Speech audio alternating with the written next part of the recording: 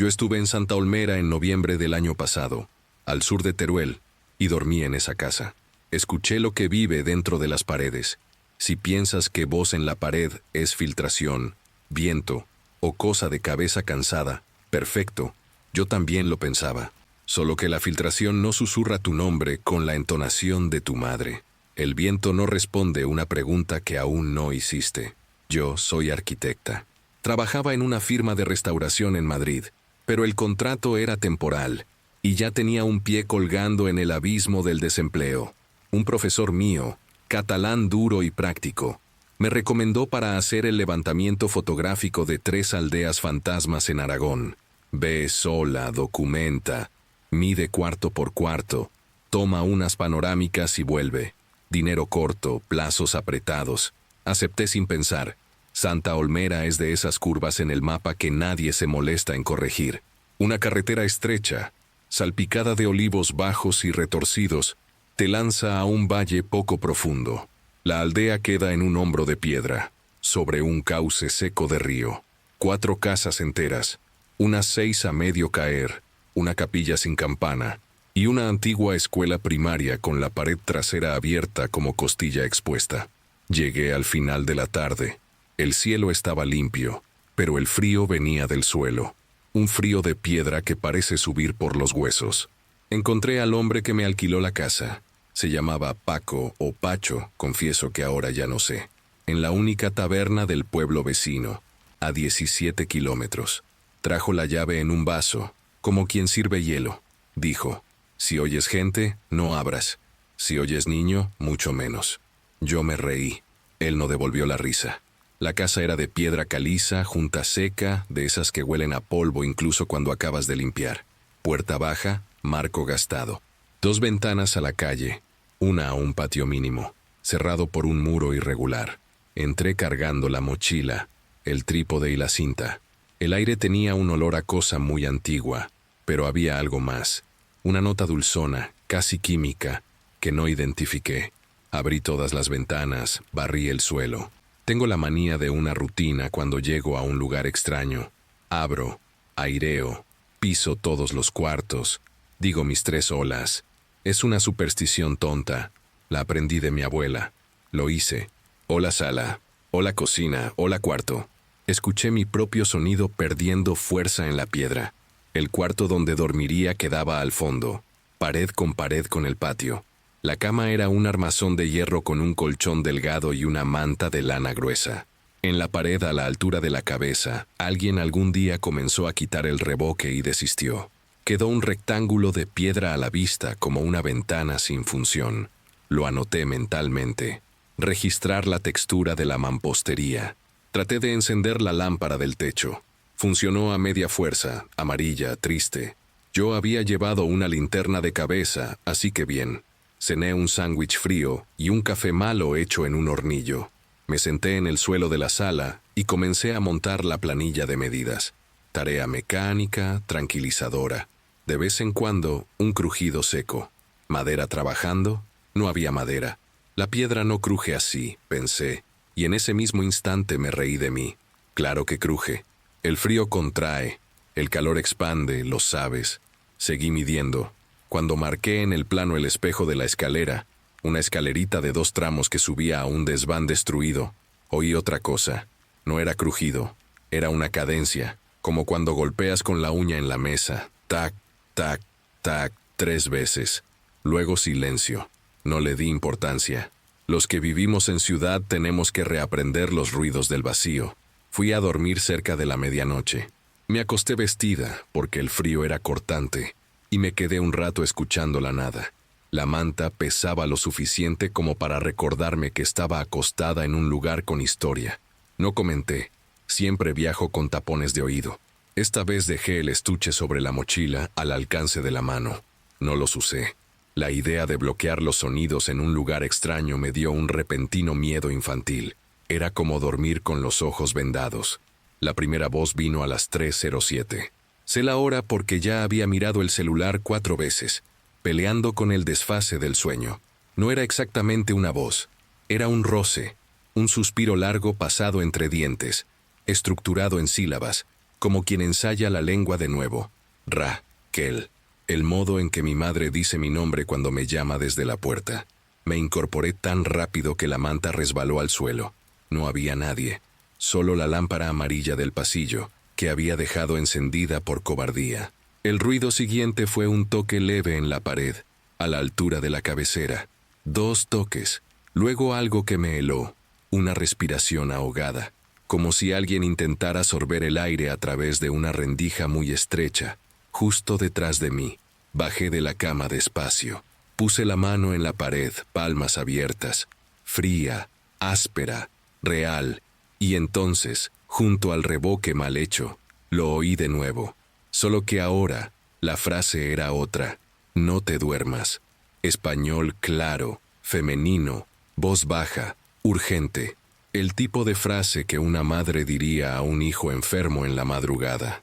Quité la mano de la pared como si hubiera tocado una chapa caliente. Fui a la puerta, encendí todas las luces posibles, 2 bombillas temblorosas y mi frontal, y me quedé en medio de la sala con el corazón en la garganta. La casa respondió como responden las casas, crujiendo sus propios acomodos, ofreciendo polvo a la luz. Hablé en voz alta y mi voz salió ridícula, demasiado agresiva. ¿Quién está ahí? El aire devolvió. ¿Quién está ahí? No, no devolvió. Juro que no devolvió. El eco tardó, pero trajo consigo una segunda entonación, un sonido de lengua raspando piedra y una risa que no era la mía. Tengo un defecto. Cuando tengo miedo, trabajo. Puse el trípode, ajusté la cámara, empecé a fotografiar las superficies. Primer plano al revoque del cuarto, a las juntas de la pared que alguien había abierto. Fui siguiendo el dibujo de la casa, del cuarto al pasillo, del pasillo a la cocina. Tomé 50 fotos de corrido y al final ya respiraba normal otra vez. Cuando volví al cuarto, la manta aún estaba en el suelo. Me obligué a acostarme. Es solo la primera noche, me dije a mí misma. Mañana todo parece tonto. El cansancio finalmente me venció. A las 4:42, el celular me traumatizó con horarios exactos. Desperté con un ruido que reconocí de infancia. Alguien golpeando con los nudillos desde afuera de la ventana. 3 golpecitos, educados. Salté de la cama y fui a la ventana. Vidrio viejo, torcido, pero suficiente para ver el patio. No había nadie, solo el rectángulo pálido que la luna dibujaba en el muro. El ruido vino de nuevo, a mi espalda. No era la ventana, era la pared, allí donde faltaba el revoque. El golpe vino de dentro hacia afuera. 3 golpes cortos y, enseguida, un arrastre de piel en la piedra. Vomité un poco de café en la boca y lo contuve. No abrí la ventana, no salí corriendo. Pegué la oreja a la pared. Sentí el frío y el leve temblor de mi propia mano. Y escuché, muy bajo, pero con la claridad de lo que no debería existir, te prometieron. No era portugués, no era castellano limpio. Tenía una S escupida, algo de campo, de viejo. Te prometieron. ¿Quién? ¿Quién me prometió a quién? Por la mañana no quise admitir lo que escuché. Lo atribuí al cansancio, al café malo, al miedo anticipado. Bajé al valle y hice el trabajo del día. Fotos exteriores, mediciones, croquis. El viento fuerte agitaba las ramas de los olivos y traía arena a la cara. La luz de invierno en Aragón tiene una dureza que la cámara adora y la piel detesta. Casi conseguí convencerme de que lo había exagerado todo. Casi. Porque cuando volví a la casa al final de la tarde, había polvo fresco en el suelo del cuarto, acumulado en un semicírculo bajo la pared expuesta, el tipo de polvo que cae cuando remueves juntas antiguas. Yo no removí nada, no toqué nada. La casa se movió. Decidí que necesitaba una voz humana que no fuera la mía. Fui en auto hasta la taberna del pueblo vecino, la misma del hombre de la llave. Él estaba en la barra, viendo un partido sin sonido. Pregunté si alguien más se quedaba en la aldea por la noche, si había ganado suelto, si había adolescentes que iban allí a hacer ruido. Miró por encima del hombro para comprobar si estábamos solos, y dijo que no. Desde la gran sequía solo quedan los tosudos, y los tosudos mueren. Me reí nerviosa. Él siguió, sin humor. Ten cuidado con la casa de las promesas.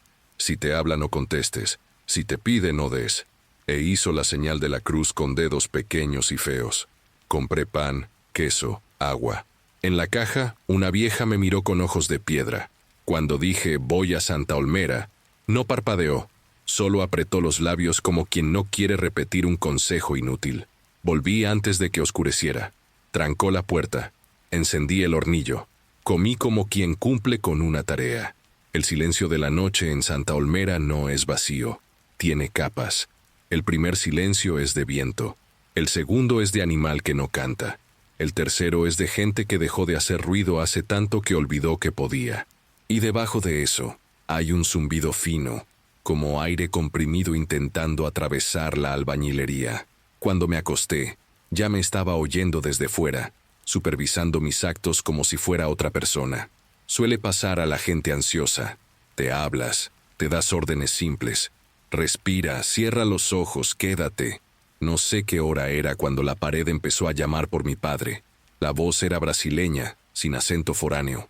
No era exactamente la voz de mi padre, pero acertaba en algo íntimo de él. La pausa antes de mi nombre, la forma en que la lengua se apoya en el paladar para decir Raquel, medio arrastrado. Ra-quel. Me quedé paralizada. La casa ni siquiera tuvo que pedirme que me acercara. Fui. Puse de nuevo el rostro contra la piedra. No respiraba casi. Hija, abre la puerta. Mi padre no me llama hija. Me llama por mi nombre. Abre la puerta. Hace frío aquí fuera. Dije en voz alta como una idiota. No hay puerta en la pared. Y del otro lado, sin pausa. Haz una. La piedra estaba helada. Sentí humedad. O quizá era el sudor de mi frente. Prometieron, dijo la voz. Prometieron que no me iban a dejar solo en la pared. Quise reír porque era absurdo y no pude. Quise llorar y el llanto no llegaba. Quise salir corriendo, pero la casa tiene una geometría propia por la noche. Una especie de matemática de la cobardía. Todo lo que no es pared se vuelve camino hacia la pared. Dormí un poco, creo. Quizá me desmayé. Desperté con el olor. No era moho, no era animal, era cal viva. Quienes trabajaron con revoque saben. La cal tiene un olor áspero que se queda en el fondo de la nariz. Era eso. La casa olía a cal fresca, como si alguien hubiera enlucido mientras yo no estaba. Y lo hizo. Porque en el rectángulo donde el revoque había sido arrancado, ahora había una capa nueva, húmeda, de un blanco sucio. No tenía ese material. No podía haberlo hecho durmiendo. No lo hice. Me acerqué. En el centro, antes de que la cal secara, alguien, me niego a decir algo, dibujó con el dedo una línea vertical, y al lado otra menor, paralela, y una tercera cruzándolas por debajo. 3 trazos toscos, un símbolo que no entendí en el momento. Cuando toqué, el dibujo se deshizo un poco, y detrás del gesto sentí un hueco, una pequeña cavidad. La casa tenía un bolsillo. Metí el dedo, contra todo instinto. Toqué tela. Era áspera, húmeda, fría. Tiré despacio y salió un retazo de paño gris, antiguo, con olor a humo. Dentro, envuelto, había un diente de leche. Minúsculo, perfecto, humano. Lo solté al suelo en el mismo segundo. La cal se me pegó en los dedos. Quemó un poco. Me senté en el suelo. Respiré con la espalda apoyada. Mi cerebro buscaba cualquier explicación que no me obligara a levantarme y salir corriendo en la oscuridad. Tradición local, dije en voz alta, para que sonara razonable. La gente entierra recuerdos en la pared. Ex voto, cosa de promesas. Mi propia voz no me creyó. El resto de la noche fue una sucesión de ra-ques mal pronunciados, de toques muy suaves del otro lado de la pared, como quien marca el ritmo para arrullar a un niño dormido. Un arrullo de piedra. Y en el umbral del sueño, oí más claro de lo que debería haber sido posible. 3 voces, superpuestas, diciendo palabras distintas que formaban la misma idea. Quédate, quédate, quédate conmigo. Una de ellas era la mía. Por la mañana había decidido. Terminaría el levantamiento y me iría. Nada de heroísmos. La gente sensata se marcha. Solo que la gente sensata a veces llega tarde a la parada de autobús. Pasé todo el día tratando de no mirar el rectángulo de cal. Fotografié la escuela, la capilla, las ruinas con furia. Cuando volví casi al oscurecer, Había otra cosa posada en el alféizar de la ventana del cuarto. Una cinta azul desteñida de niño, atada en un lazo torcido. No era mía, no estaba ahí, y aún así, la manera en que ocupaba el espacio era la de algo que siempre había estado. Debería haberme ido esa mañana, y lo sabes. Cualquiera con un mínimo de instinto habría hecho las maletas, cerrado la puerta y no volver. Pero ahí es donde la casa te atrapa. No te amenaza de frente, no muestra los dientes de inmediato. Te convence de que todavía tienes algún control. Me aferraba a esa idea patética de que estaba haciendo mi trabajo. Pasé el día entero midiendo ventanas, dibujando croquis, como si números y líneas pudieran blindar mi cabeza contra lo ocurrido. Con cada crujido de la madera vieja, con cada sombra alargada en la esquina del muro, me repetía: esto es arquitectura, esto es física, esto es viento. Pero cuando se fue el sol, la racionalidad también se fue. La segunda noche, las voces no esperaron la madrugada. Empezaron temprano, poco después de las 10. Estaba en la sala, revisando las fotos, cuando oí el rascar del cuarto. Un sonido leve, pero rítmico, como tiza en pizarrón. Cogí la linterna y encontré el mismo revoque fresco de la noche anterior, solo que ahora había palabras garabateadas en español antiguo, con letras irregulares, como escritas por manos pequeñas. Prometidos. Pagados. Faltan más. Lo leí en voz baja, como si no creer fuera suficiente para borrarlo. Pero cuanto más encaraba esas letras, más sentía que alguien me miraba desde dentro del muro, esperando mi reacción. Fue en ese momento que entendí que la casa no quería asustarme de inmediato. Quería que yo aceptara, como quien adiestra a un animal hasta que baja la cabeza por voluntad propia. En la madrugada, el sonido cambió.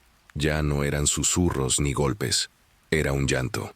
Débil, lejano, pero constante, proveniente del interior de la pared del cuarto. Llanto de bebé. Sé diferenciar el llanto de un niño de cualquier grabación o imitación.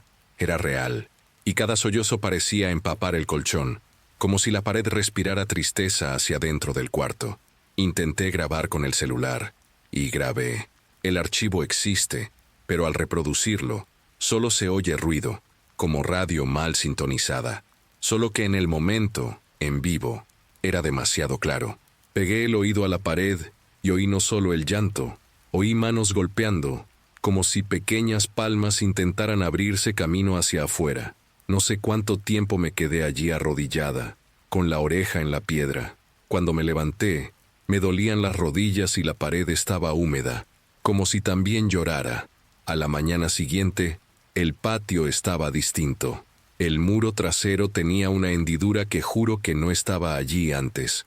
Una grieta vertical, alta, que recordaba a una puerta mal dibujada. El aire que salía de ella era frío, con olor a cal húmeda y hierro oxidado. Quise fotografiarla, pero la cámara se trabó. Pantalla negra, como si el lente no reconociera ese pedazo de realidad. Volví adentro y encontré en el suelo, al lado de la cama, otro objeto envuelto en tela. Un chupete antiguo, de goma amarillenta, con marcas de mordida. La tela olía a moho y sangre seca. Fue ahí cuando la duda empezó a corroerme. ¿Hasta qué punto estaba documentando arquitectura? ¿Y hasta qué punto la casa me estaba documentando a mí? Las noches siguientes se volvieron un borrón. La escalera ganaba peldaños extra. El pasillo se alargaba en pasos imposibles. Y cada vez más voces imitaban personas que yo conocía. Una noche entera, oí mi propia voz gritando desde afuera de la ventana, pidiendo entrar. Otras veces era mi padre, mi madre, incluso amigos que nada tenían que ver con eso. Todas perfectas, pero todas con una pausa antinatural, como si la casa todavía estuviera aprendiendo a usar las voces. El clímax llegó en la tercera madrugada. Me desperté y el cuarto ya no existía. O mejor dicho, estaba ahí, pero más pequeño.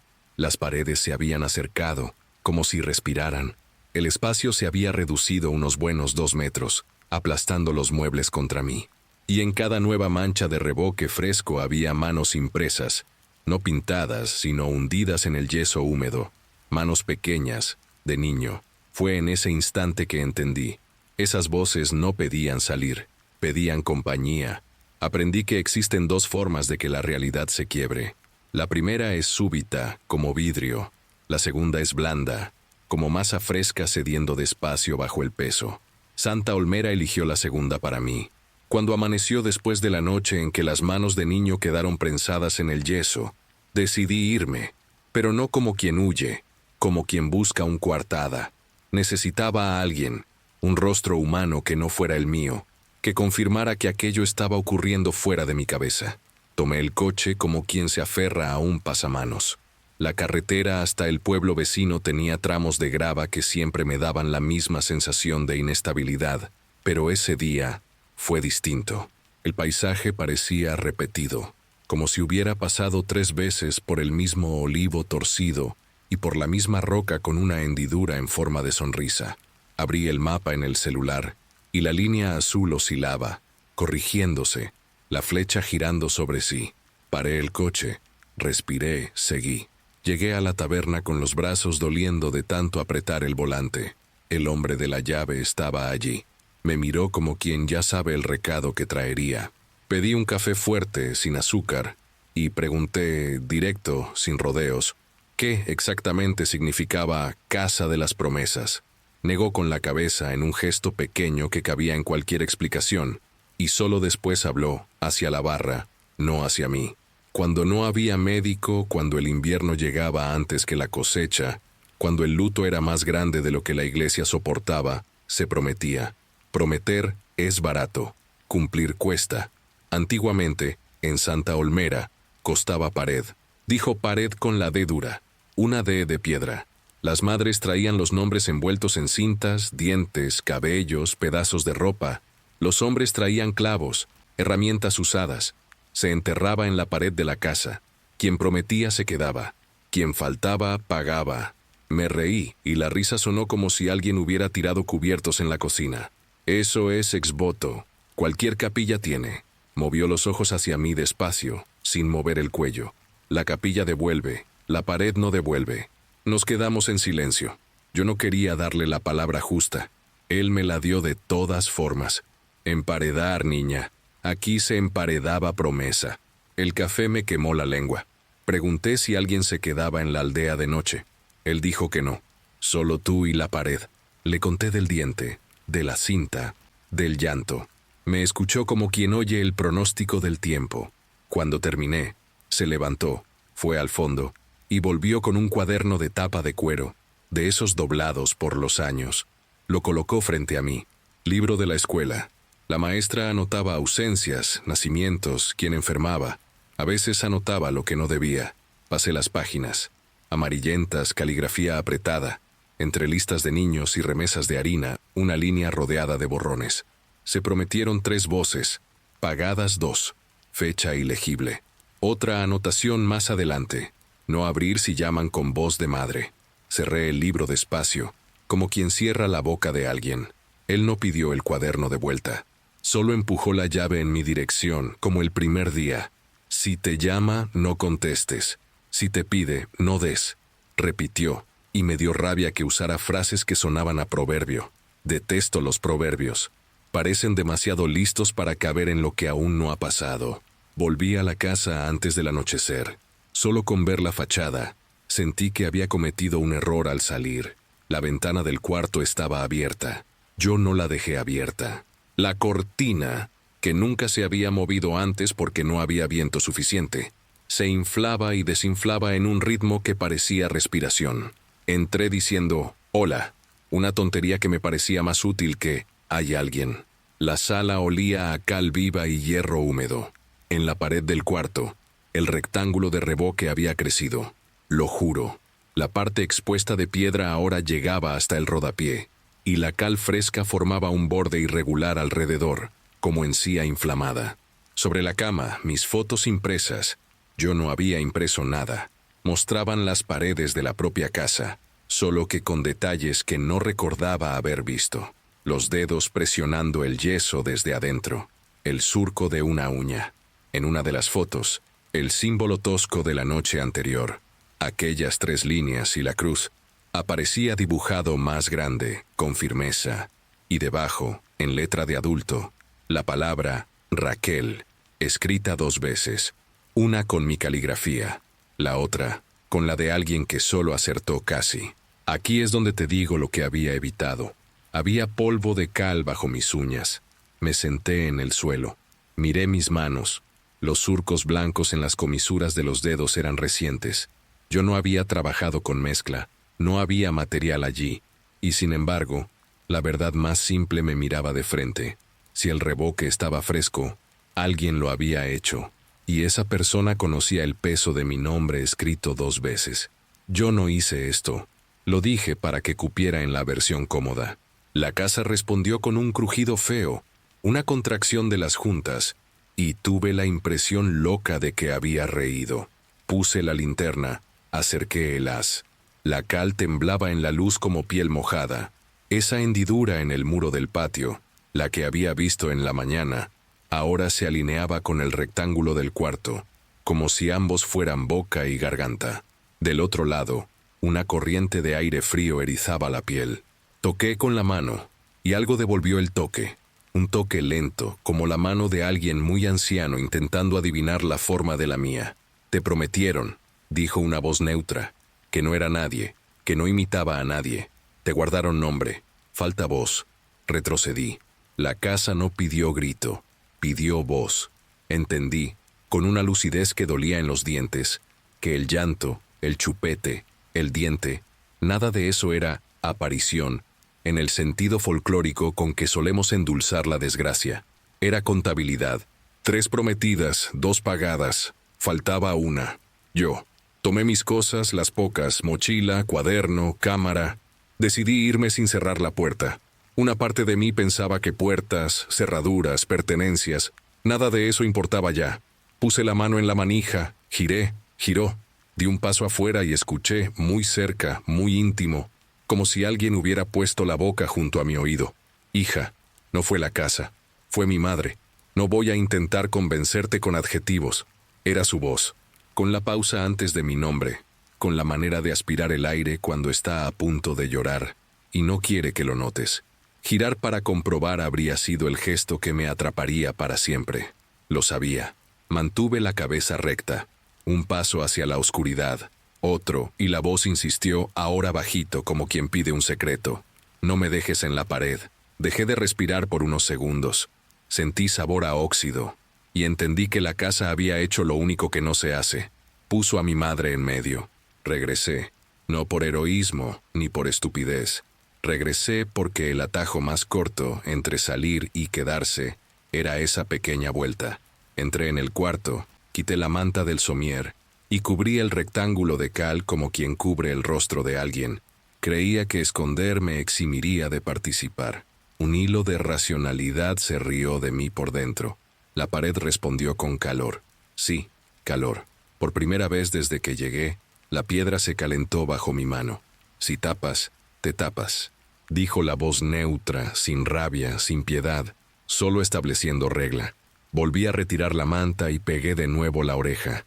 Del otro lado, silencio. El tipo de silencio que antecede a la música. Después, una secuencia de ruidos que reconocí del trabajo. Pala en el balde, cuchara de albañil raspando la tabla, agua en la cal. Mezcla, golpe. El sonido de las cosas que se preparan para existir. Y luego otro sonido, que debería haber reconocido antes.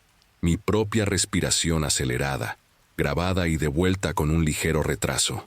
La casa me imitaba como quien calienta la voz. La hendidura en el muro del patio creció un palmo esa noche. La veía desde el pasillo, una línea oscura, vertical, casi una puerta. A su alrededor, polillas muertas pegadas como confeti triste. A medianoche, encendí todas las luces y me senté en el suelo, cuaderno en el regazo. Hice lo que sé hacer cuando estoy en pánico. Dibujé. Esbocé el plano de la casa otra vez, con medidas nuevas, con observaciones que me sonaban objetivas. Pared respirando, campo de presión, frío distinto. Las letras empezaron a cambiar bajo mi mano. El trazo se endureció, se levantó, como si estuviera escribiendo sobre mezcla, y las palabras, cuando terminé, no eran mías. En lugar de cocina, estaba boca. En lugar de cuarto, pecho. Sala se volvió oído. Y donde yo habría escrito puerta, Alguien había escrito promesa. Intenté borrar. El papel se deshizo como cal. Elegí la estrategia de perro asustado. Recorrí la casa entera diciendo en voz alta cosas simples y prácticas. Mesa, silla, ventana, luz. Como si nombrar los objetos garantizara su permanencia. Cuando volví al cuarto, la pared me esperaba con un regalo. Otro envoltorio. Tela azul. Dentro, un rollo de cinta casete, de esas antiguas. No tenía grabadora cerca, pero la cinta tenía un tramo gastado, como si alguien la hubiera rebobinado con bolígrafo. En la etiqueta amarilla, en letra torcida, una palabra, nana. No escuché la cinta. No tenía cómo, pero la escuché aún así. Una nana en español de aldea, simple, 2 notas bajando y subiendo, repetidas, repetidas, repetidas, y, debajo, mezclándose, una voz que intentaba cantar igual, errando las vocales, trabando las R's, aprendiendo. Mi cabeza empezó a doler en el hueso, detrás de los ojos. Cerré los ojos y vi, sin querer ver, una mujer apoyando el rostro en la pared para cantar hacia adentro. Detrás de la pared, alguien a quien amaba, y que ya no podía cargar en brazos. Las promesas a veces se hacen contra el mundo, y el mundo sigue. Sé que quieres que diga que corrí, que derrumbé la pared, que huí. Lo quise. Tomé el trípode y golpeé el revoque. El primer golpe devolvió un polvo dulzón que me ardió en los ojos. El segundo no sonó a piedra, sonó a hueco. El tercero falló. El trípode golpeó, mi brazo falló, como si la fuerza hubiera sido devuelta. Del otro lado, 3 golpes en respuesta, sincronizados con los míos, y por un segundo terrible pensé, estamos de acuerdo. Me senté, sin alternativas, y pregunté por primera vez, ¿qué quieren ustedes? La respuesta vino en coro, 3 voces juntas, 2 infantiles y una impersonal. Sitio, voz, nombre. Parecía fácil dicho así, pero yo ya había entendido el truco. Sitio no era espacio en la casa, era espacio en mí. Voz no era grabación, era ceder el uso. Nombre ya lo había dado, escrito 2 veces. Pasé el resto de la noche aprendiendo la manera de no responder. No imaginas el esfuerzo que es no hablar cuando la voz que te llama usa el cansancio de tu madre, el humor de tu padre, la paciencia de tu profesor, el cariño de alguien que amaste y perdiste. Responder se vuelve reflejo. Y yo tuve que desarmar el reflejo, palabra por palabra. Respiraba y contaba escalones. Pronunciaba números como si los números fueran rezo. Una vez fallé. Dije, mamá. Del otro lado un escalofrío de satisfacción. Aquí, nunca más. Cuando amaneció, había cal en mis mangas. Y, en el rodapié del rectángulo de revoque, 3 nombres, rayados con uña. Isabel, Tomás, y el mío, Raquel, ya sin espacio entre las letras, como si estuviera siendo jalado hacia adentro. Fui a la escuela en ruinas. La pared del fondo, esa abierta como costilla expuesta, dejaba entrar un sol indecente. Había pupitres volcados, una pizarra astillada, libros devorados por la humedad. Busqué como quien busca prueba contraria. Encontré un cajón intacto, con objetos envueltos en la misma tela gris de la casa. Un mechón de cabello atado con cinta azul, 3 dientes, un anillo de metal barato y, en una caja menor, etiquetas con nombres, escritas a mano, ya descoloridas.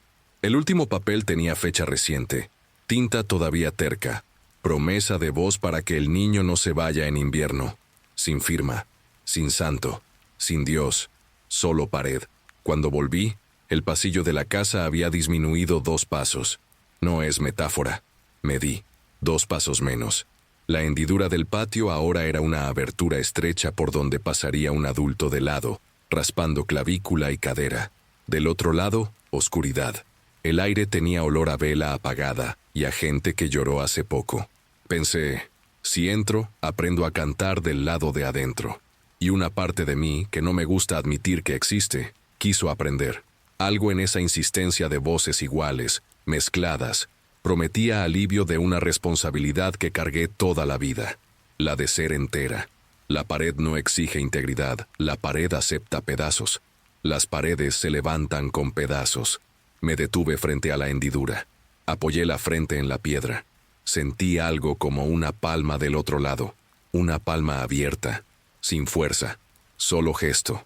Y oí, desde muy, muy hondo, o desde muy, muy dentro, la misma nana de la cinta, ahora afinada, ahora correcta, entre una repetición y otra, la voz neutra, más cercana que nunca, enseñó.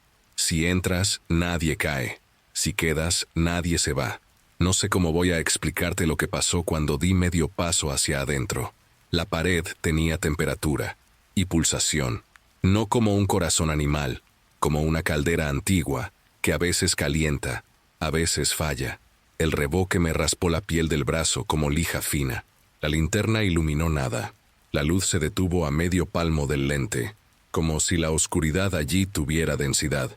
Escuché mi nombre dicho con mi propia voz, perfecta, Raquel, y en respuesta, la voz de alguien que no conocí, un hombre quizás, con esa R campesina que rueda detrás de la lengua, repitió, Raquel, dos voces, la mía y la que había aprendido la mía, y entendí el plan entero. No querían mi cuerpo, querían mi timbre, mi forma, mi firma invisible, querían reinaugurarme. Retrocedí. El hombro raspó, quemó. La hendidura aceptó mi retirada con la paciencia de quien mira a un niño hacer berrinche y volver más tarde. Me senté en el suelo de la sala, en el centro geométrico de la casa, y comprendí que el dibujo que había hecho en el cuaderno, con cuartos rebautizados como boca, oído y pecho, no era metáfora, era plano del cuerpo que la casa pretendía tener. Si yo daba la voz, tendría palabras. Si daba el paso, tendría piernas. Si daba el nombre, me tendría entera. Juro que intenté no dormir. Juro. Pero existe cierto cansancio que la casa fabrica. No es sueño, es apagamiento. ¿Recuerdas cuando dije, el primer día, que los tapones de oído me daban miedo, como dormir vendada? Pues eso, me los puse. Hice exactamente lo que había jurado no hacer. Y la pared del otro lado suspiró como quien dice, por fin. Desperté con una vibración en el bolsillo del pantalón. No había señal, pero había mensaje, un audio de mi madre. Reproduje. Silencio 3 segundos. Después, mi voz. Me voy a quedar unos días más, mamá. Está todo bien. No reconocí ese audio porque nunca lo grabé. Aún así, la entonación final, la forma en que subo la frase para tranquilizarla, era inconfundible. La garganta se me cerró. Miré alrededor y mis cuadernos, mis borradores, habían sido reacomodados. Sobre la mesa, un billete corto en el mismo papel roído de la escuela. Letra que parecía la mía apurada. Plazo extendido. Proyecto ampliado. Yo no envié correo. Yo no pedí nada. Y sin embargo, alguien en mi nombre había hecho el único movimiento que temía. Darme tiempo. En el rodapié del rectángulo de cal, debajo de los 3 nombres, apareció otro trazo. No un nombre, sino un dibujo infantil, de una boca abierta y líneas saliendo. Ondas de sonido, supongo. Al lado un espacio en blanco, limpio, esperando. Entendí que el clímax no sería grito, sería consentimiento. Aún era de noche cuando la tabla del desván, la que siempre cruje en el mismo sitio, crujió en el sitio equivocado. Las voces se detuvieron juntas, como si alguien levantara la aguja del vinilo. Otro sonido vino, arrastrado, de peso, alguien o algo cruzando el espacio entre las tejas. Alcé la linterna y vi polvo caer en hilo. La pared, detrás de mí, susurró con dulzura que pareció insulto. No te vayas. Y comprendí que lo que venía del desván no venía a impedirme, venía a ser testigo. Me puse de pie. Si este testimonio va a tener alguna utilidad para quien lo lea, que sea la de explicar lo que la casa hace en el instante decisivo. Deja de suplicar, te deja elegir, te da la dignidad del gesto, y tú, por un momento, confundes libertad con destino.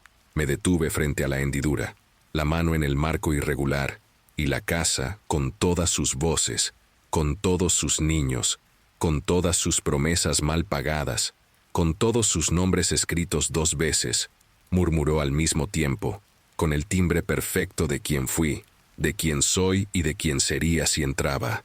Ven. No hubo tiempo de pensar ni de respirar. Lo que empezó como un rasguño tímido en las paredes, ahora retumbaba en toda la casa. como si decenas de manos estuvieran atrapadas dentro de la estructura, desesperadas por salir. La madera vibraba, el revoque soltaba polvo fino que bajaba en nubes lentas, y cada partícula parecía brillar bajo la luz débil del velador.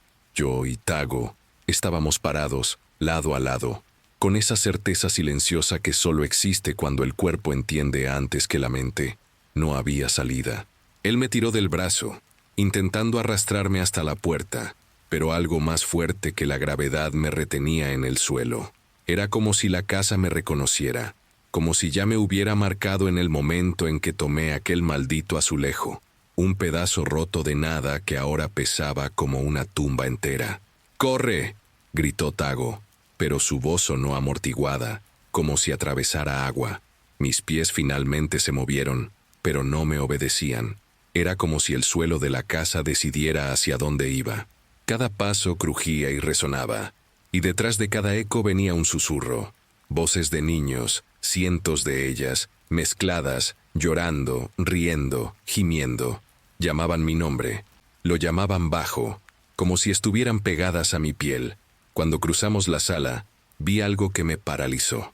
El azulejo que había dejado en la mesita de noche ya no estaba allí.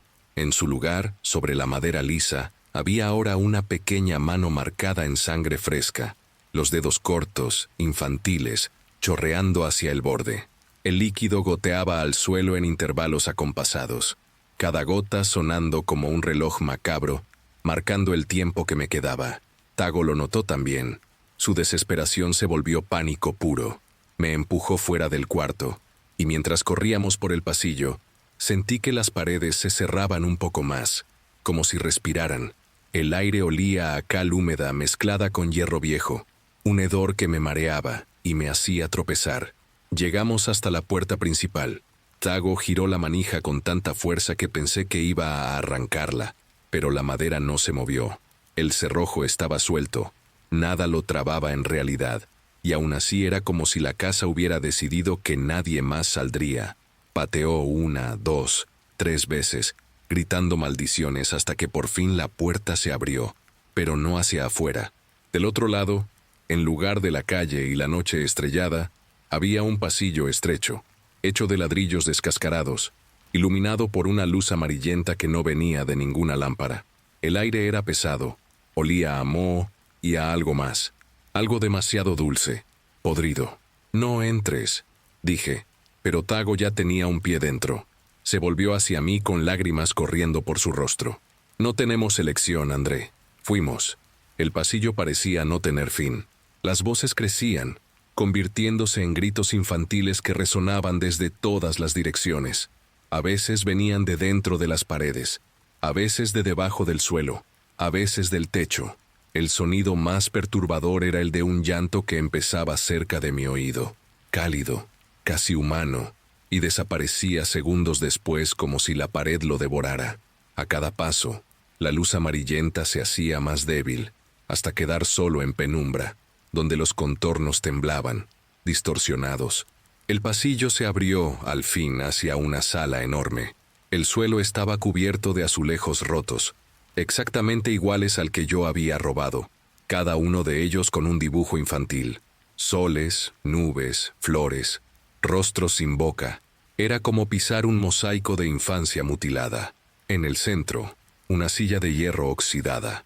Sobre ella, sentado, había algo que ya no podía llamarse hombre. Su cuerpo era demasiado largo, los brazos finos como varas, y donde deberían estar los ojos, solo había 2 agujeros oscuros, profundos, de donde escurría un líquido negro y espeso. El olor a hierro venía de allí. «Él», susurró Tago, con la voz rota. «El dueño de la tierra». Las voces de los niños cesaron de golpe, sustituidas por un silencio absoluto que presionaba los oídos, haciéndolos doler. El ser en la silla inclinó la cabeza despacio, como un padre analizando a un hijo problemático. Sentí su mirada vacía clavarse en mí. En ese mismo instante, mi estómago se revolvió y una náusea violenta me dobló en 2. Vomité allí mismo, pero lo que salió de mí no fue comida ni bilis. Fueron pequeños fragmentos de azulejo azul, húmedos, que tintinearon en el suelo uniéndose a los otros. Cada uno de ellos tenía el mismo dibujo infantil del sol sonriente. Tago lloraba, rogando en voz alta que me soltaran, pero ya no había nada que soltar. El ser levantó la mano, larga, esquelética, e hizo un gesto lento. En ese mismo instante, los azulejos esparcidos por el suelo comenzaron a moverse solos, reorganizándose en círculos a nuestro alrededor. Cada círculo se cerraba como una trampa, y cuando el último se cerró, oí claramente, desde dentro de las paredes, desde el fondo de la casa, desde las grietas del mundo, las voces al unísono, la deuda reabierta, la deuda pagada. Caí de rodillas. La sangre me corría por la nariz, por la boca, y con ella salían más fragmentos. Sentí mi visión oscurecerse. Lo último que vi fue el rostro de Tago, borroso por las lágrimas, y la silla vacía. El ser ya no estaba allí. Las voces, sin embargo, se quedaron. Nunca se fueron. Hoy, años después, estoy de regreso en la ciudad, viviendo solo en un apartamento donde las paredes son demasiado delgadas. Pero cuando cae la noche y el silencio se instala, sé que no estoy solo. Las paredes empiezan a vibrar y los susurros regresan. Llaman mi nombre, piden cosas que no puedo repetir en voz alta. Cada vez que cierro los ojos, siento los azulejos dentro de mí, cortando despacio, afilando mi carne por dentro. Y sé, con una certeza que me arranca el sueño. No importa cuántos kilómetros esté lejos de aquel valle. La deuda nunca más será saldada. Ya no tengo calendario. Los días no son días, son apenas intervalos entre los susurros. Aún vivo en un apartamento de paredes delgadas en Zaragoza, pero sería ingenuo decir que dejé Santa Olmera. Lo que me acompaña no es recuerdo, no es trauma. Es una presencia sólida, tangible, que vive conmigo como un inquilino indeseado que nunca paga renta. Los médicos hablan de trastorno de estrés postraumático. Me miran con ojos clínicos, anotan mi relato en historiales y tratan de meter lo que digo dentro de cajas diagnósticas. Uno de ellos me recetó comprimidos blancos que deberían ayudarme a dormir. Los tomo porque es lo que esperan, pero el sueño que traen no es descanso. Es un zambullido directo en las paredes. Los comprimidos solo me dejan vulnerable, anestesiado, incapaz de resistir cuando las voces empiezan a cantar. Sí. Ahora cantan. Ya no son murmullos dispersos, ya no son imitaciones torpes de familiares. Lo que resuena en las paredes de mi cuarto son coros, coros infantiles, demasiado afinados para ser humanos. Cantan canciones antiguas, en español arcaico, y entre cada estrofa hay intervalos de silencio absoluto. Ese silencio no es descanso, es un hueco.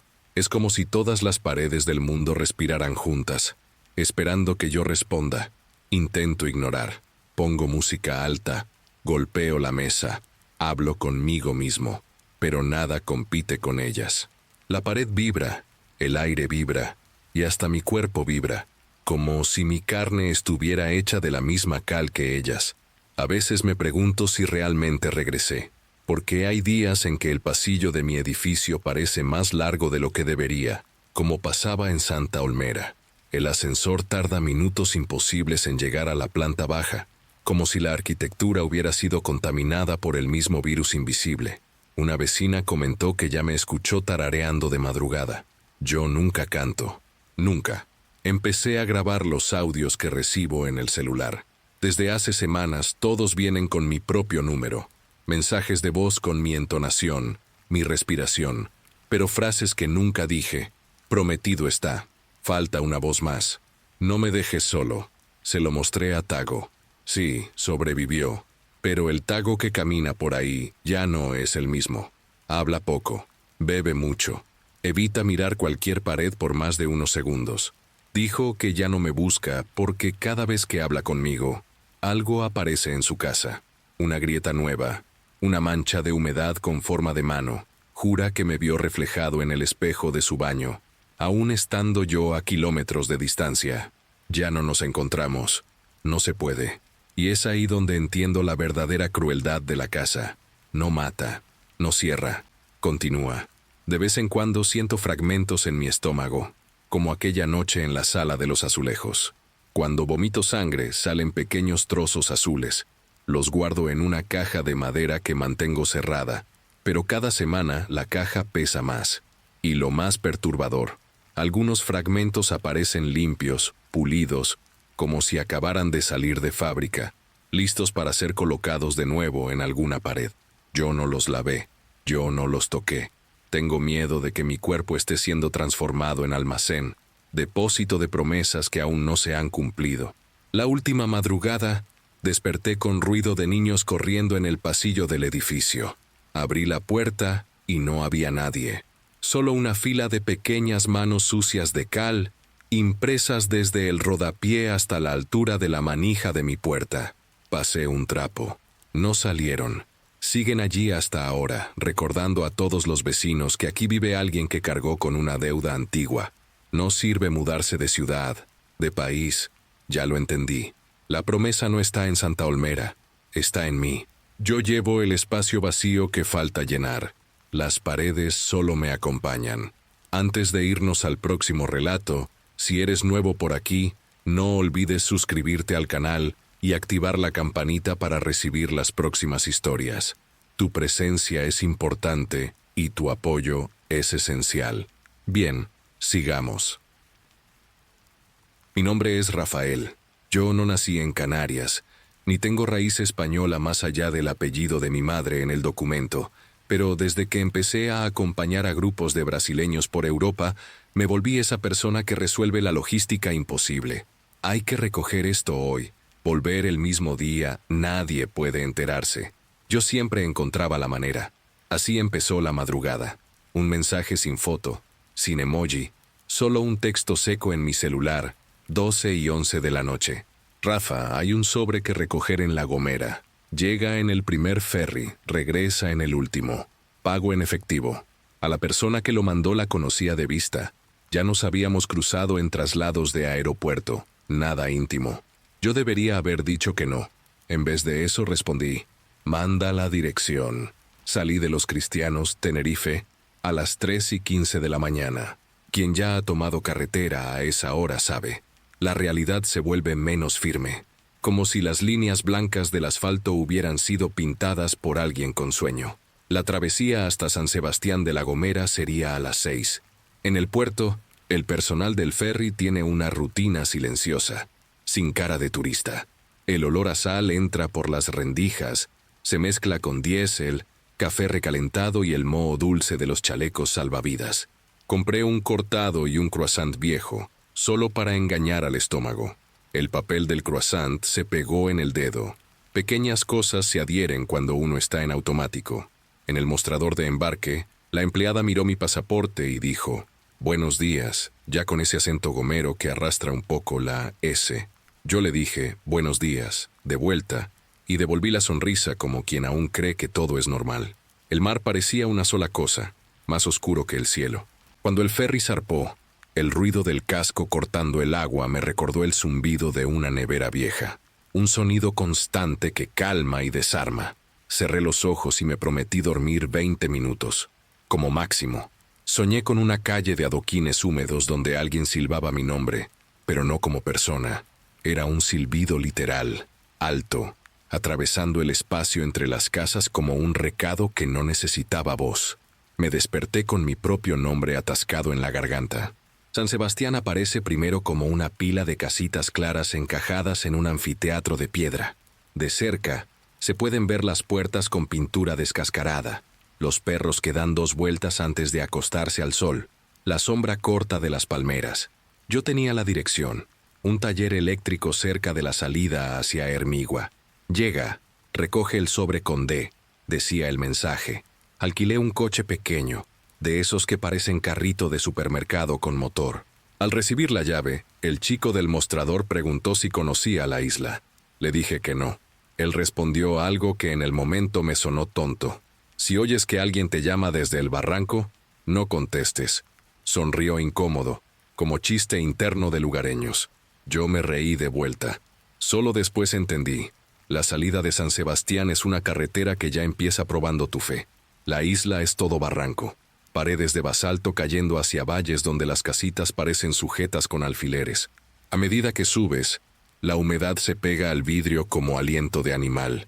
La radio captó una estación de música tradicional y entre guitarras y timples, de vez en cuando se cortaba con un ruido largo, casi un silbido.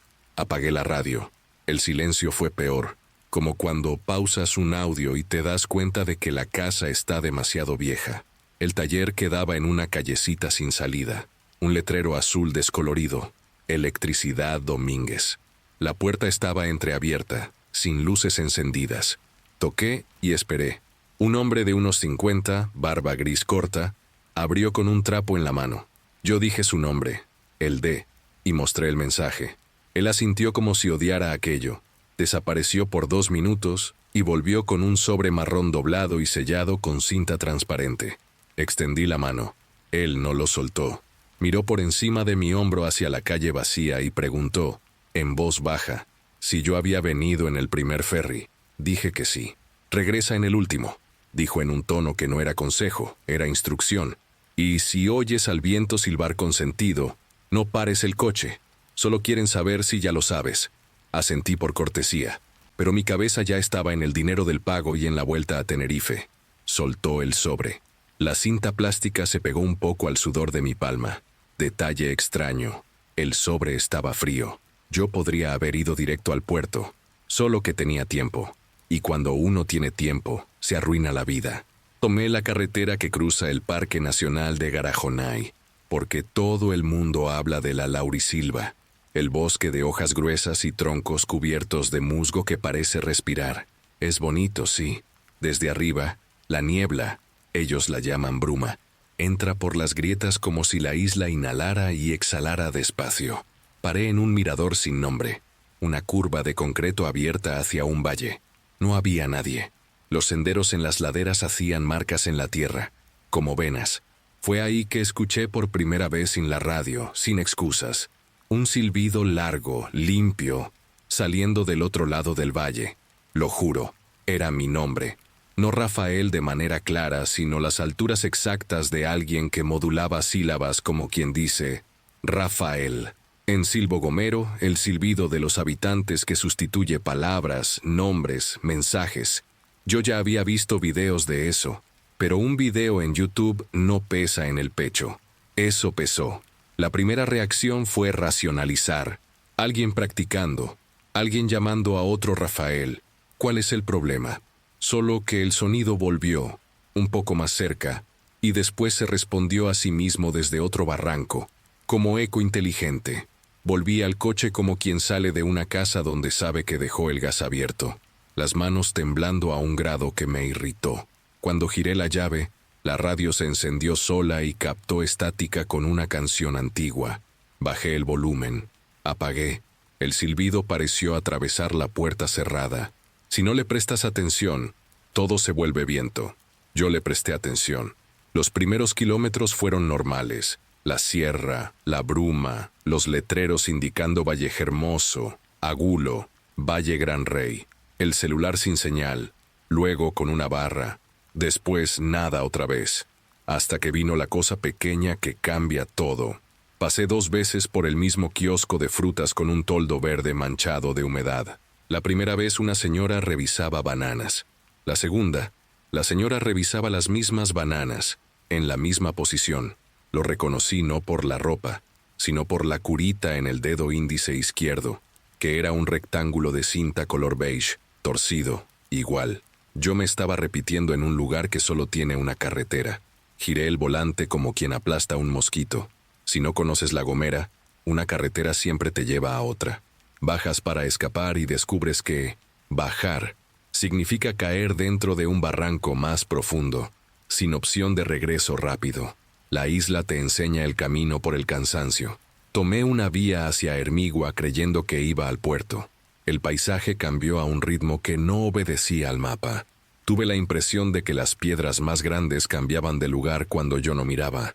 Sensación tonta, lo sé. Pero juro que el mismo muro bajo de piedra apareció 3 veces, con las mismas hiedras secas, y el mismo vaso blanco desechable atrapado entre 2 rocas. Aparqué el coche en un ensanche, y sentí la necesidad práctica de orinar, cosa ridícula de decir, pero eso fue lo que me devolvió a la realidad por 5 minutos, el cuerpo recordando que existe. Yo estaba respirando con los ojos cerrados cuando el silbido vino por tercera vez, ahora a mi izquierda, muy cerca, tan cerca que la piel de mi brazo se erizó. Fue entonces cuando respondí. No quería, pero respondí. Un silbido corto, sin técnica, solo para decir lo oí. En las películas, ese es el momento en que la banda sonora sube y uno grita a la pantalla. No. En la vida real, es más bajo. Es solo un error sin música. El silencio que vino después fue de una atención automática, como el instante antes de que un perro ladre. Entonces, muy nítido, muy humano, la respuesta bajó por la ladera en 2 notas. Ven. Entré al coche sin mirar hacia el barranco. Encendí el motor y metí la marcha, como si empujara mi propio cuerpo hacia adelante. Yo quería el puerto, quería gente, quería el bar donde el dueño recorta la noticia vieja del periódico y la pega en la pared. En vez de eso, tomé la salida equivocada hacia Agulo. Atención, no me equivoqué porque no sé conducir. Me equivoqué porque la señal apuntaba al lado correcto, pero la isla me giró una curva dentro de la otra. Cada rotonda parecía estar ligeramente desplazada, como un vaso girado sobre un mantel marcado. Cuando dejé de pelear con el volante y permití que la carretera me llevara, las cosas empeoraron.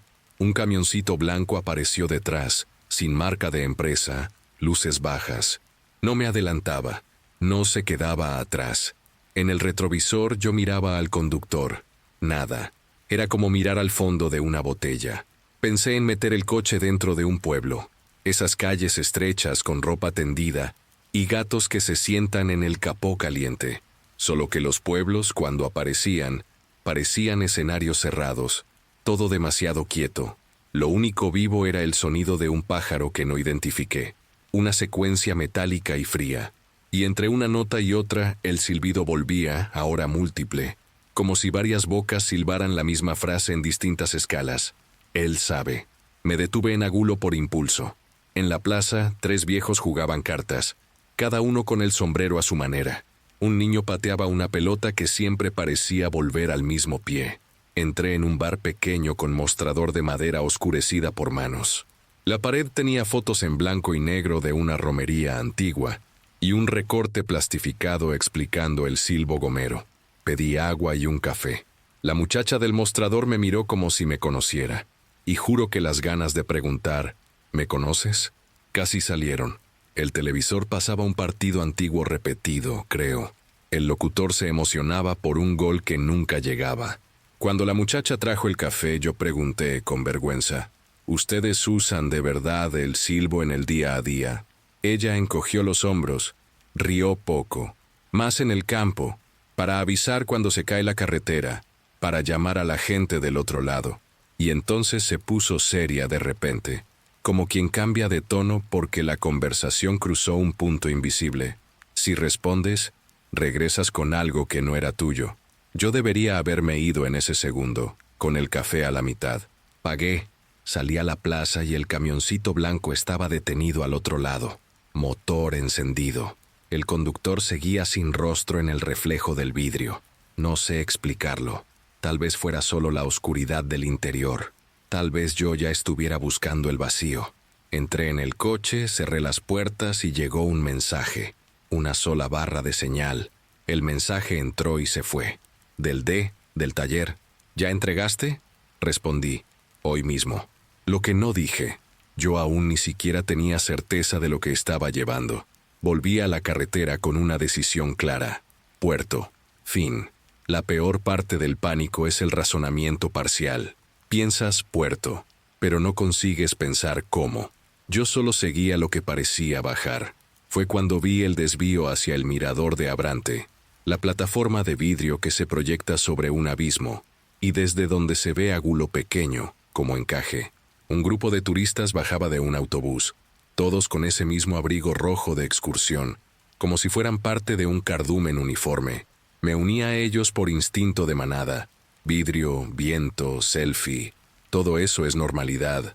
La normalidad protege. Allá arriba, al final de la plataforma, el viento golpea distinto, como si entrara por el oído y alterara el equilibrio. Intenté mirar el paisaje y solo pude ver líneas, las carreteras marcando el verde, las paredes del barranco como rasguños en una masa de pastel, y entonces, otra vez, alto, nítido, en la misma dirección de donde venía el viento. Rafael. Alguien detrás de mí silbó mi nombre con la precisión de quien lo practica toda una vida. Me giré y había un señor muy delgado, piel curtida, una gorra azul descolorida, los 2 dedos de la mano izquierda apoyados en la boca. Sonrió sin mostrar los dientes y quitó los dedos. No dijo nada. El grupo de abrigos rojos dijo algo en alemán, rió y siguió. Yo quedé solo con el hombre y con el viento. Él me señaló con la barbilla e hizo un gesto corto con la cabeza hacia el valle. Yo dije, idiota, puerto, y él asintió. Le agradecí en portugués mismo. Silbó otra vez, solo 2 notas cortas, y yo entendí como, por ese lado. Pero el lado que indicó era una carretera que yo no recordaba haber visto en ningún mapa. Bajé de nuevo al estacionamiento sintiendo que mi cuerpo tenía el peso equivocado, como cuando terminas una inmersión y oyes tu propia respiración tardía. En el coche, abrí el sobre. Lo necesitaba. El papel del sello se rasgó como piel seca.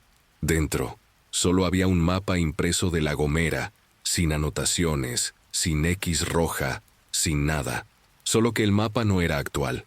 Los nombres de las localidades estaban escritos con un tipo de letra antiguo, y faltaba una carretera que yo acababa de usar. En el margen, con bolígrafo azul, alguien había escrito, «Quien responde debe traer de vuelta». Me reí solo. Eso podía ser una broma de lugareños. Podía ser un mensaje metafísico en un papel mórbido. Podía ser cualquier cosa. Solo no podía ser un recado para mí. Y aún así, parecía serlo. Encendí el coche. El camión blanco ya no estaba ahí. Metí la marcha y di la vuelta a la plataforma por la salida indicada por el viejo. La carretera que bajaba no tenía guardarraíl en largos tramos. En cada curva, el mar aparecía y desaparecía como si alguien estuviera abriendo y cerrando una ventana. El silbido no volvió más. Eso, de alguna manera, lo empeoró. Cuando el sonido desaparece, el oído inventa un sustituto. La mente empieza a cantar bajito lo que no quiere oír, solo para llenar. Conduje tratando de no pensar en lo que traer de vuelta significaba. ¿Llevar qué? ¿Devolver qué? Yo no había tomado nada más que el mapa y mi propio miedo prestado. En el primer túnel, corto, luz amarilla, pared húmeda, tuve la certeza de que alguien silbó ahí dentro. Y tuve la certeza gemela de que no era posible. El túnel se traga el sonido, no devuelve firma. Salí del túnel, y el puerto apareció de repente, como premio de lotería. Las filas empezaron a formarse, gente con maletas, gente con carrito de supermercado, un sacerdote joven con una guitarra en la funda. Me senté en el asiento del conductor, apagué el motor y apoyé la cabeza en el vidrio. El reloj del celular marcaba las 15:07. El último ferry salía a las 18:30, y fue mirando el agua batida de luz del muelle que entendí que el viaje se había doblado hacia adentro. Estaba a tiempo, con billete, con salida, con todo, pero no iba a poder salir. El puerto estaba ahí, a 10 pasos de distancia, pero sentía como si hubiese un muro invisible entre mí y esa salida. El último ferry solo partiría a las 18:30. Tenía el billete en el bolsillo, el coche alquilado, el sobre, ahora abierto, en el asiento a mi lado. Pero cuanto más miraba a la gente en la fila, más seguro estaba de que no formaba parte de ellos. Era como ver una película a través del vidrio. Se reían, acomodaban maletas, se sacaban fotos, se entretenían con la normalidad. Y yo, atrapado en la misma madrugada que no terminaba. El reloj del celular parecía ir hacia atrás.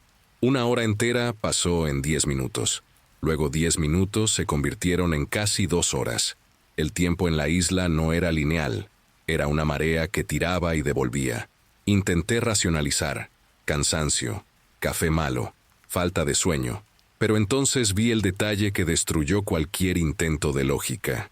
Uno de los turistas que estaba en la fila, una pareja, los dos con mochilas amarillas, ya había aparecido en mi campo de visión antes, aún en el mirador de Abrante, entre los alemanes de abrigo rojo. Eran las mismas caras, las mismas sonrisas, repitiendo los mismos gestos, como actores que olvidan que ya participaron de una escena.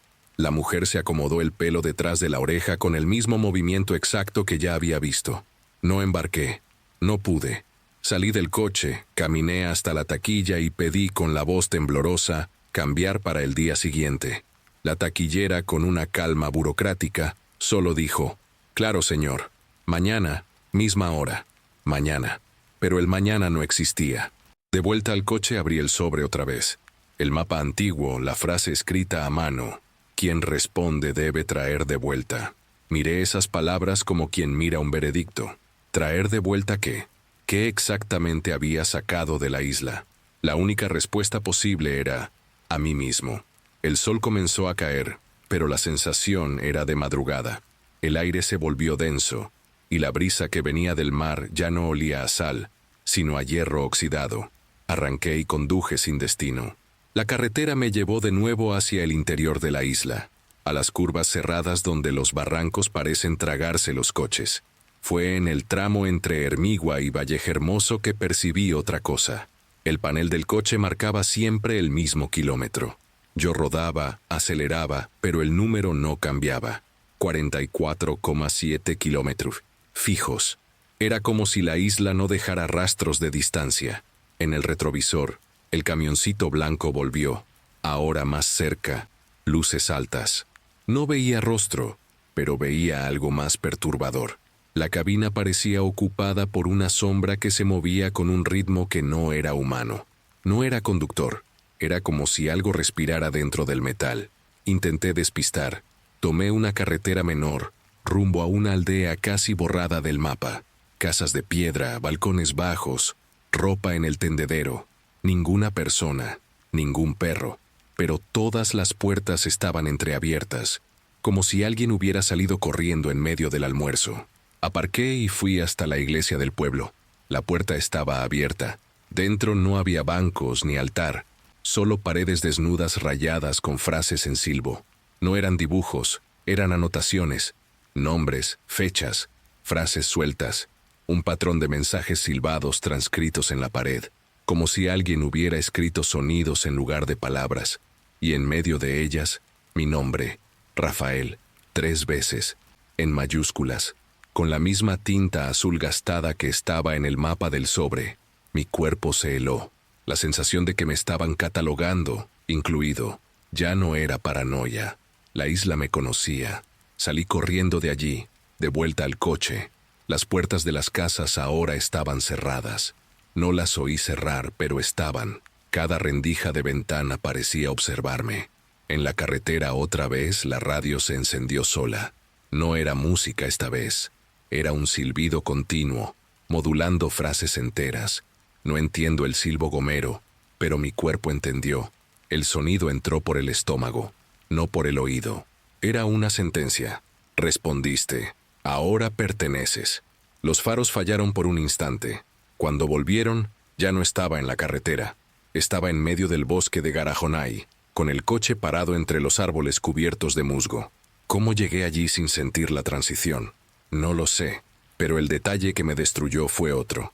En el asiento del pasajero, el sobre ya no solo tenía el mapa. Había una fotografía doblada dentro. Una foto mía, tomada esa madrugada en el puerto, durmiendo en el banco de la balsa.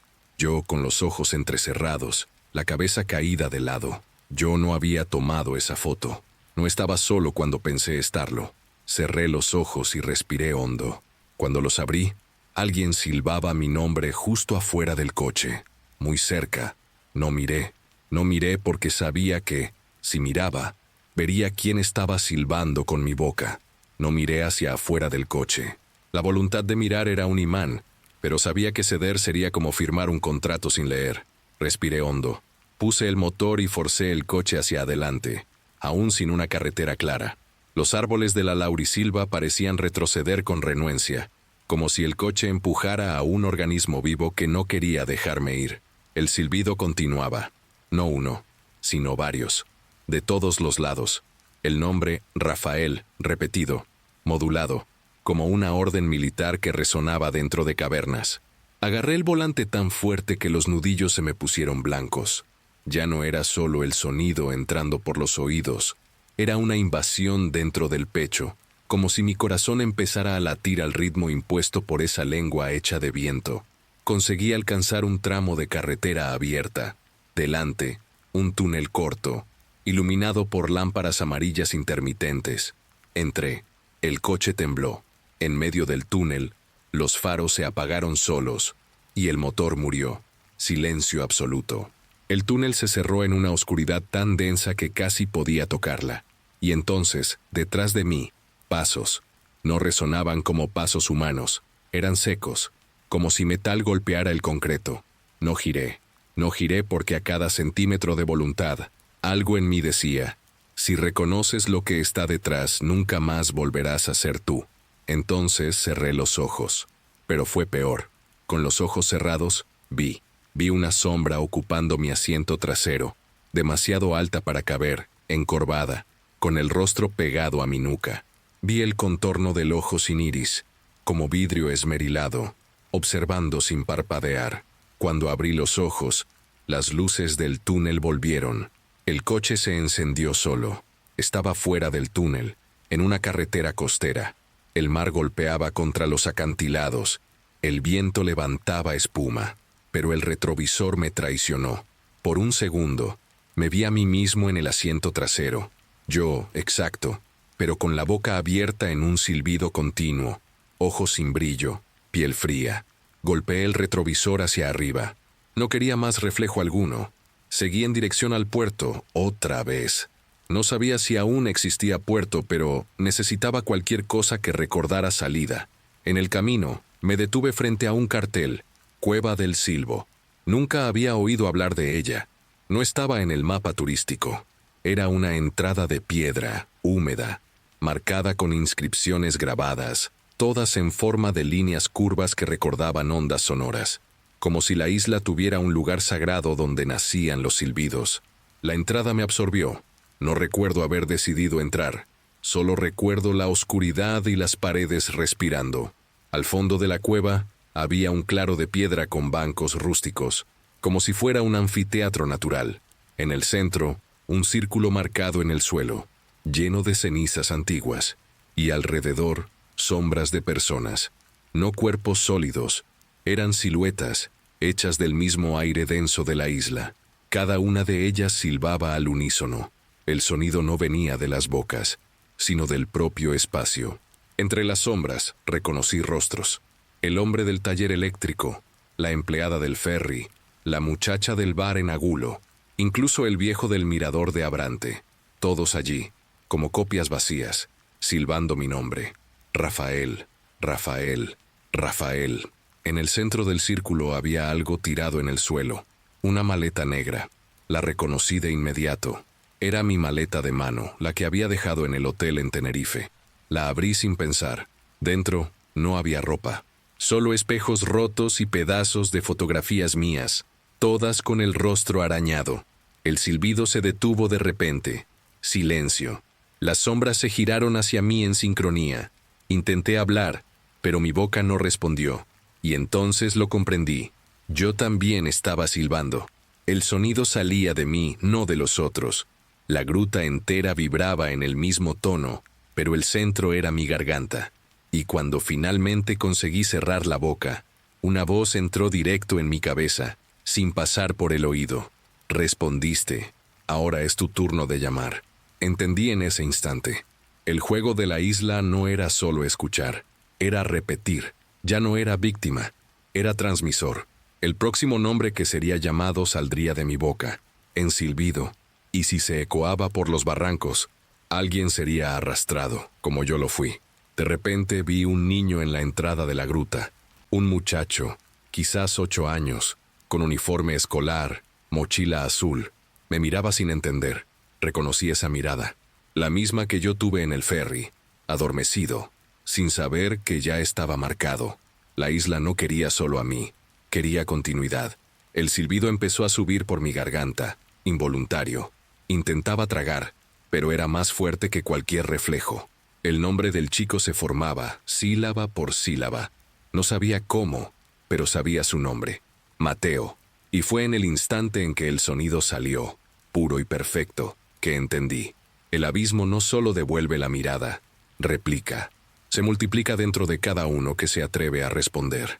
Cuando el niño corrió hacia la oscuridad, atendiendo a mi llamado, comprendí al fin lo que el mapa quería decir. Quien responde, debe traer de vuelta. Yo lo había traído. Nunca más volví a ver al chico. Mateo. El nombre aún resuena cuando cierro los ojos. No sé si corrió porque quiso o porque fue arrastrado. Solo sé que el sonido que salió de mi boca fue el mismo que me trajo hasta allí en aquella madrugada interminable. El mismo sonido que abrió la puerta de la isla dentro de mí. Después de que él desapareció, la gruta se apagó. No hubo explosión, no hubo gritos, solo silencio. Y silencio, en aquella isla, es la peor sentencia. Salí tambaleando, con la boca aún palpitando como si hubiera mordido hielo. El aire de afuera parecía el mismo, pero no lo era, porque ahora yo sabía, había hecho lo que ellos querían, había traído de vuelta. Conduje hasta el puerto como un fantasma, sin registrar curvas, señales ni tiempo. El reloj del tablero volvió a andar, pero sin lógica. Saltaba minutos, luego se trababa en horas. Cuando llegué, la fila para el ferry aún estaba allí, como si nadie se hubiera movido desde la tarde anterior. Los mismos rostros, las mismas maletas.